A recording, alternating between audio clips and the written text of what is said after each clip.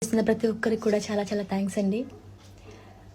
ఒక ఉపాధ్యాయురాలిగా నేను ఎప్పుడు కూడా నా వృత్తికి అన్యాయం చేయలేదు, చెయ్యను కూడా, ఇంతవరకు కూడా చేయలేదు.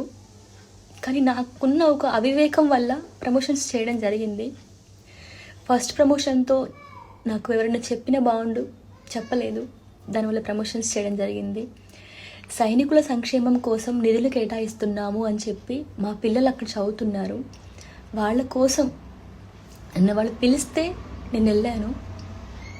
ఏదైనా కూడా నేను మా గవర్నమెంట్ స్కూల్కి అన్యాయంగా నేను ఎప్పుడూ చెయ్యనండి. అది నా యొక్క ఉద్దేశం కాదు. నాకు ఎలా చెప్పాలో కూడా తెలియట్లేదు. వాట్సాప్ నుంచి, ఇన్స్టా నుంచి, ఫేస్బుక్ నుంచి చాలా ట్రోలింగ్ చేసేస్తున్నారు. నేను ఏమన్నా 10 మందిని హత్య చేశాను, నేను 20 మందిని చంపేశానా, లేదంటే గంజాయి హెరాయిన్ ఏమైనా అమ్మానా? నాకు ఇవన్నిటితోటి సూసైడ్ చేసేయాలనిపిస్తుంది. అనొచ్చు, నన్ను అనొచ్చు, నన్ను ఎవరు హెచ్చరించలేదండి. నేను ఏ క్లాస్ రూమ్లో కూడా నేను ఎప్పుడు పిల్లల యొక్క సబ్జెక్ట్ రీల్స్ తప్ప ప్రమాణ పూర్తిగా చెప్తున్నాను.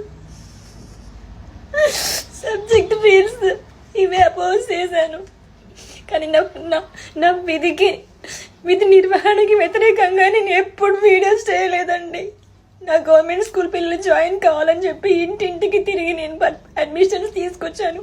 మా స్కూల్లో, గవర్నమెంట్ స్కూల్లో 6th and 7th క్లాసెస్లో మీరు ప్రతి ఒక్క పిల్లవాడిని అడగండి, నేను ఎప్పుడన్నా పాటలు పాడానా?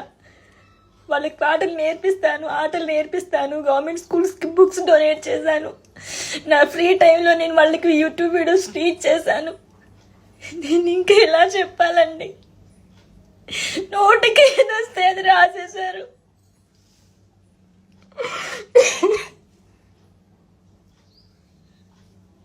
పాటలు చెప్పడం మానేసి రీల్ చేసిందని చెప్పి నోటికి ఏదొస్తే అది మీ న్యూస్ల కోసం. మనిషి చచ్చిపోయినా అంతే, నా అప్పుడు హ్యాపీగా ఉండండి మీరంతా. చచ్చిపోయింది కావచ్చు మీ ట్రోలింగ్కి అని 4-5 రోజుల నుంచి నీళ్లు తాగలేదండి. మీరు నమ్ముతారా? ఇప్పుడు ఇది చెయ్యొచ్చో లేదో కూడా నాకు తెలియదు. బీపీ డౌన్ అయిపోయి నాకు మైండ్ పని చేయట్లేదు. కడుపుకు తిండి పెట్టే జాబ్కి ఎవరైనా అన్యాయం చేసుకుంటారా అండి? తెలియలేదు నాకు.